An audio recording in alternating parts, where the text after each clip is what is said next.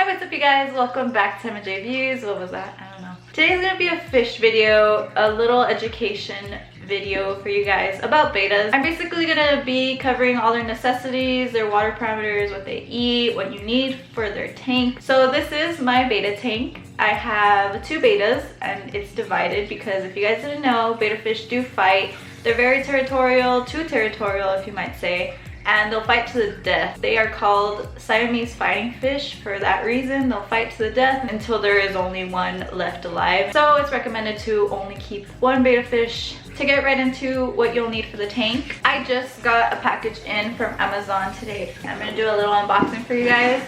I do plan on getting a new fish tank setup, so I bought a couple of things and I just kind of realized that this would be kind of perfect for a betta fish video. So it's 2-in-1. Also, this video is going to be budget friendly for you beginners out there. I feel like betta fish are a great beginner pet. They were my first fish ever to be owned. I'm not even been in this hobby for a long time, maybe like 5 months. But getting right into it, I got the Azu filter in the 150.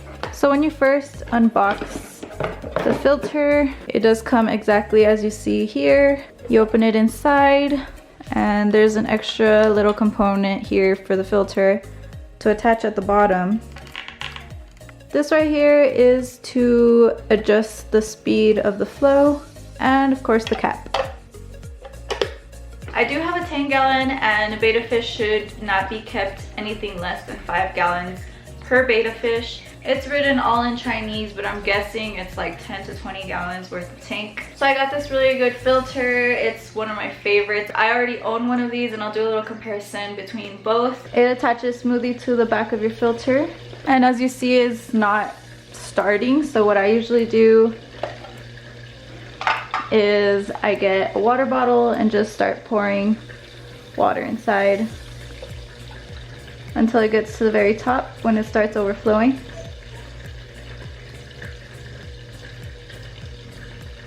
And it starts working.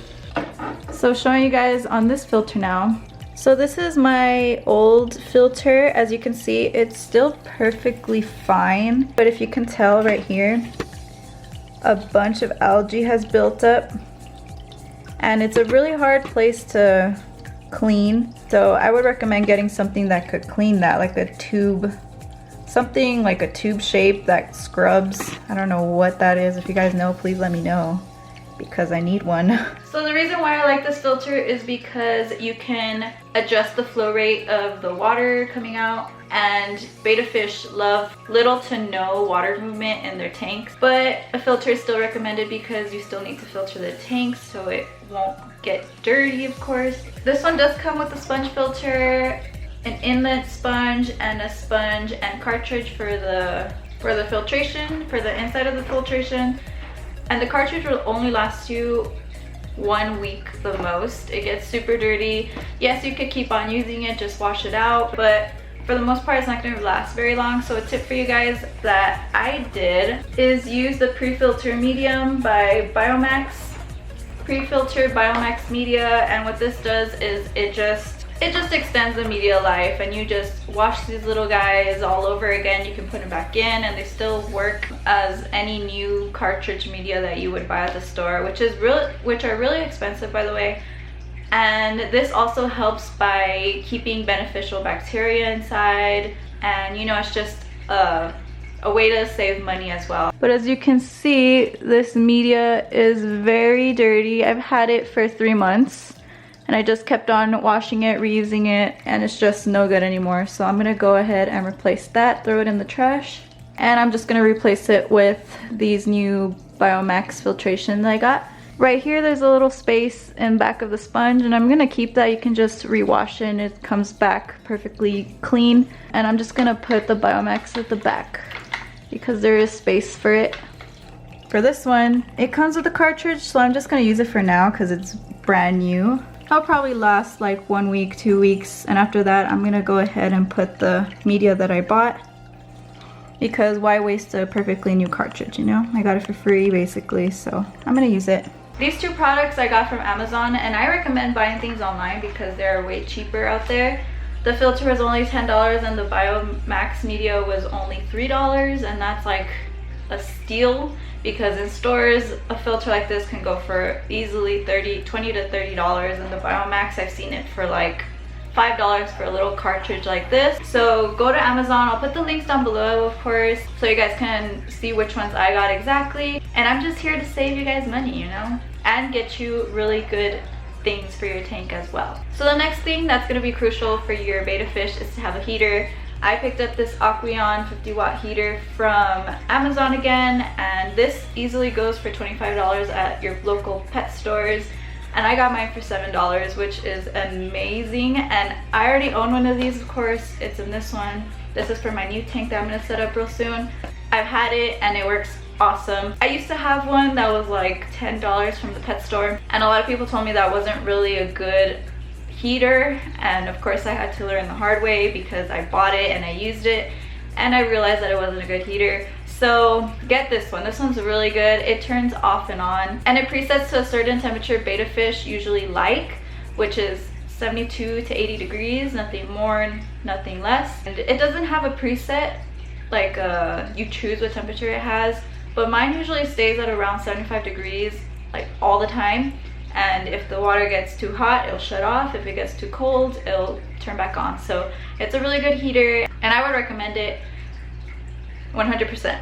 So the next thing after your heater, you would need a little thermometer device or something to make sure that your tank is the temperature that you want your betta fish to have. This is $1 again off Amazon. This tank, since it was my first tank, I bought everything at the pet store and everything was super overpriced. It sticks to the side of your tank. It's a simple design and it does what it's supposed to do, which is to tell you the temperature. And you're gonna need one of these because the bettas do prefer a specific temperature, and you want to keep them to that temperature, or then they'll get very frustrated, stressed out, and that could lead to tearing of their fins and even death. And as for the lighting, I do have the Night Crew light from Amazon. Once again, all of these products are from Amazon, and you don't really need a light to own a betta fish. They actually don't prefer the light, but I have this light just to take care of my plants, and plants is something that betta fish will love. They need a lot of hiding spaces, so plants, bark, little decorations, anything like that would help. But for me, I like the plants, so in order to keep those plants alive, I do have to have a light. So just in case you guys want to go my route, I will leave a cheaper light, which I think will work just as well as the light that I already have. Another thing you guys might think about when buying a fish tank, a betta fish tank, is buying more fish. And the fish compatibility for these bettas really is debatable. I kept a couple tetras, snails, and algae feeders in there before, and they did perfectly fine. Some bottom feeders would be okay because bettas tend to swim on top of the tank, which they say, but mine swim like everywhere. But for me, my betta fish, I guess, are very friendly, which I like about betta fish because they all have their personalities. So mine are really friendly and they never fight with my fish. But I've had snails, tetras, I actually had some cories before. I have some Chinese algae eaters in there right now and they're doing perfectly fine. If I were to recommend something else, I would say some fast moving fish, because bettas can be relatively on the slow side. But if you do want to get other fish, I would recommend some fast moving fish. So if your bettas end up not liking them, they could of course escape really fast and your betta will not catch them. I would not recommend shrimp. With my experience, and I think I have relatively nice bettas, they still eat them, so I don't know, you can give it a try, but for me it never worked out. As in for water perimeters, betta fish do like a 7 to 8 pH level, more hardy water. So tap water is perfectly fine because that's usually how much the pH is on tap water. But if you're gonna use tap water, I would recommend a water conditioner. I just use the Tetra Aqua Safe Plus, and it tells you how much you should put in per gallon and all that stuff. So basically it just makes the tap water safe for your fish, and most fish would need this when it comes to tap water. Betta is one of them. And then when talking about water, I did also get a Python siphon vacuum. It depends on the size of your tank how many water changes you're gonna want to do a week. But for my 10 gallon, I usually do once a week. And especially if you're barely starting your aquarium, it's good to do it every other day. Once you already have it started, which you should usually wait a week to a month to start adding fish, you want to do those water changes to get rid of any bad stuff in your aquarium. And you would need one of these for sure. I already had one, but my dogs chewed it up, so I got a new one. I really like the python one. I don't know if it's just because of design. I'm pretty sure it's just because of design. I have the mini. This is $5 for the mini. This is just preference. They have some cheaper ones.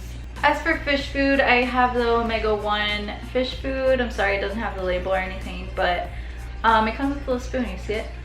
So my betta fish love this food, and I would recommend it because of that. They're very small flakes. They're not really flakes, they're like grounded, I think it's shrimp. They don't float, they sink right down to your aquarium. So you might want some bottom feeders when it comes to that. But yeah, that's what I feed my fish. But it's also good to give them some bloodworms because they really like those as well. And you know, they need to get different kinds of foods besides the normal fish food. But besides that, I think betta fish are very awesome beginner fish. They're not too tough to take care of, and I mean, they have a lot of personality to them. They're all different.